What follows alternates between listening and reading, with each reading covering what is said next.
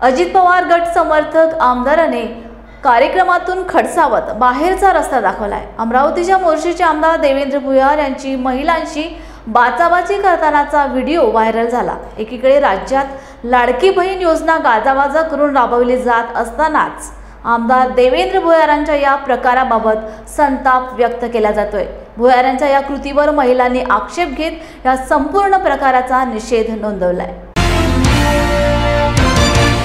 वरुड तालुक्यामधील शहापूर इथे आमदारांनी सभा लावली होती आणि तिथे असंख्य बाया जमलेल्या होत्या। तिथे काही बायांनी प्रश्न केला की त्यांच्या समस्या घेऊन तिथे गेल्या। त्यावेळेस आमदारांनी सांगितलं की तुम्ही आमच्या पक्षाच्या नसल्यामुळे मी कोणत्याच तुमच्या समस्या सॉल्व्ह करू शकत नाही आणि तिथून त्यांना निघून जाण्यास भाग पाडले।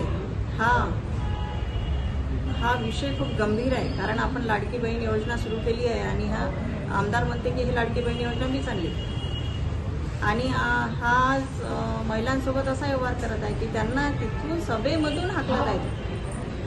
हा खूप गंभीर विषय असल्यामुळे मी आमदार यांचा निषेध करते।